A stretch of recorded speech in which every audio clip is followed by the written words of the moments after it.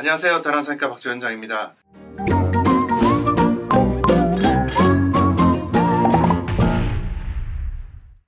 오늘은 수술 시간과 모발이식 수술의 성공 여부의 연관성에 대해서 말씀을 드리려고 합니다. 이 부분을 간혹 문의를 하시는 분들이 있어요. 가령 예를 들면 저는 너무 빨리 끝난 것 같아서 걱정이 된다, 이렇게 대충 수술을 빨리 끝내버린 거 아니냐라는 걱정이 든다 라고 얘기하는 분들도 있고요. 또 어떤 분들은 수술 시간이 너무 오래 걸려서 모낭이 이렇게 잘 그 시간을 견뎠을지 걱정스럽다 라고 얘기하는 경우들도 있어요. 그래서 과연 수술 시간과 모발이식 수술의 성공 여부와는 어떤 상관관계가 있느냐, 이거를 좀 생각을 해볼게요. 첫째는요, 이 토탈 수술 시간과 모발이식 수술의 성공 여부와는 상관관계가 거의 없습니다.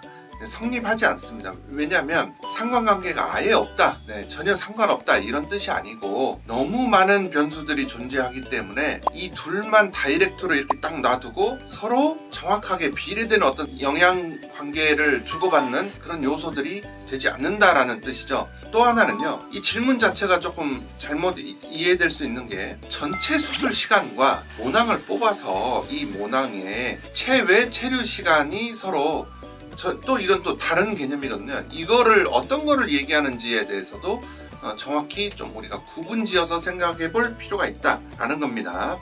자, 먼저 수술 시간을 예를 들어보면요, 가령 2000모 수술, 2000모낭 수술인데 이렇게 두 개를 비교하다가 보면 사실은 어떤 분들은 2000모 수술하는데 3시간 걸렸어요? 저는 6시간 걸렸어요 라고 얘기를 하는데 그럼 나는 어떻게 되는 거지? 또 얘기하다 보면 사실은 2000모가 아니고 2000모낭이었어요.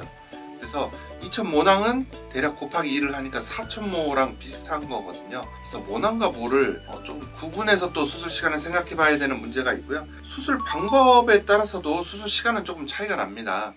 그래서 절개냐 비절개냐, 포셉 슬릿이냐 D9 슬릿이냐, 흰목이 방식이냐, 또 삭발은 어떻게 했느냐, 이런 거에 따라서도 기본적인 수술 시간의 차이가 좀 있는 거고요. 또 일반인들이 전혀 알 수 없는 수술 방법에 따른 수술 시간의 차이가 있습니다. 예를 들면 비절개에서 펀치를 할 때 매 이 펀치마다 정확하게 움직여서 된 다음에 스위치를 온해서 따라락 들어가고 따라락 이렇게 하는 펀치가 있는 반면에, 어떤 병원은 연속 회전 펀치를 쓰는 경우가 있어요. 무슨 말이냐면 스위치를 온 시켜놓으면 얘는 다시 스위치를 누르기 전까지는 계속 돕니다. 그냥 한 방향으로 쭉 돌아요. 그러면 이렇게 회전하고 있는 펀치를 타겟으로 하는 모낭에다가 쭉 넣고 또 얘는 계속 돌고 있어요. 이런 식으로 연속 회전 펀치가 있거든요. 연속 회전 펀치의 장점은 뭐냐면 수술 시간이 빠릅니다. 단점은 카운트가 되지 않고요. 기계에서 펀치 수를 카운트하는 게 있거든요. 그럼 카운트가 되지 않습니다. 실제로 모낭을 직접 하나하나 세지 않으면 카운트가 되지 않는다. 일반적으로 봤을 때에는 하나하나 스위치를 밟거나 누르는 것보다 연속 회전 펀치가 모낭 손상이 많습니다. 근데 수술 스피드는 빨라요. 그래서 정말 믿을 수 없는 스피드로 수술이 이루어진다. 제가 중국 의사나 그런 라이브 수술도 하는 거를 보면 연속 회전 펀치로 막 믿을 수 없는 속도로 수술을 하더라고요. 1시간에 2000개, 2500모낭, 심하면은 1시간 반이면 3000모낭, 2시간이면 펀치 다 끝낸다, 이렇게 얘기하는 거를 보면 연속 회전 펀치를 쓰는 경우가 많더라. 제가 이거는 나중에 또 한번 연속 회전이냐 아니냐 이런 거에 대한 차이에 대해서는 다시 한번 말씀을 드릴게요. 또 수술 당시의 환경, 개인차가 있을 수 있겠죠. 피부가 섬유화되어 있다든지 흉조직화가 많다든지 이식 부위가 어느 부위 특정 이렇게 시간이 오래 걸리는 부위라든지 모발의 방향이 좀 이식 속도가 잘 안 나는 그런 방향을 가지고 있다거나, 이런 경우에도 수술 시간의 차이가 있을 겁니다.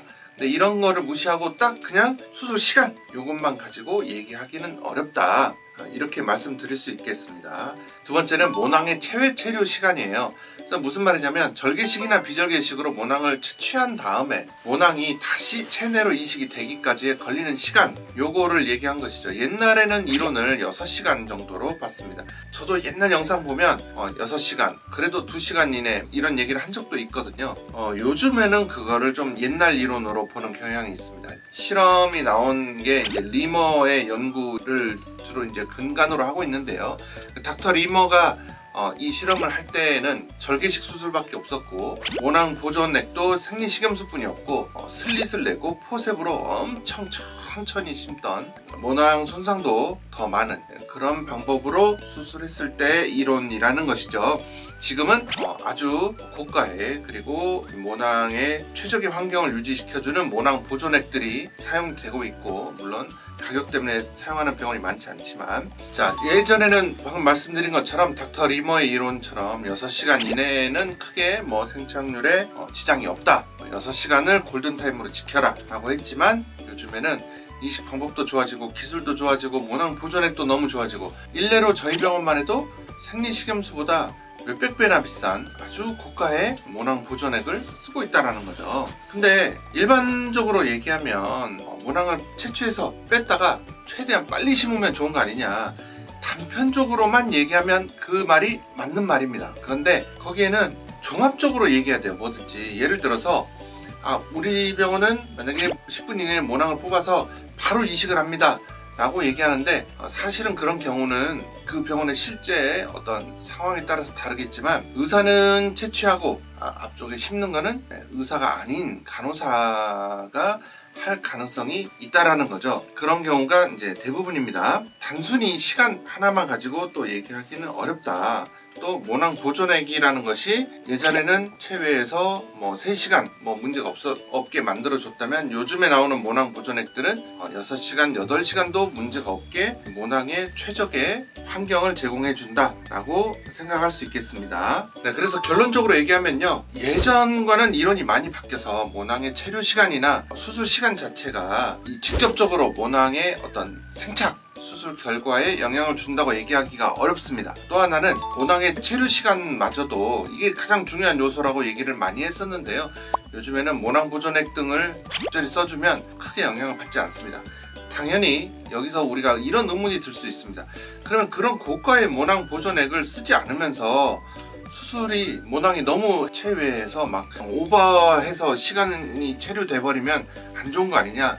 그거는 맞죠. 그런데 예를 들면 저희 다나 같은 경우는 그런 모낭 보존액을 고가의 장기 이식에 쓰는 모낭 보존액을 다 쓰고 있고, 현미경으로 다 수술하고 모낭 손상을 최소화하는 수술 시스템과 펀치를 사용하고 있고, 물론 체류 시간도 줄이려고 노력을 많이 하고 있습니다. 저희는 그런 거에 크게 걱정하지 않는 환경이 아주 잘 구축되어 있다 라고 말씀드릴 수 있겠습니다. 네, 이상입니다.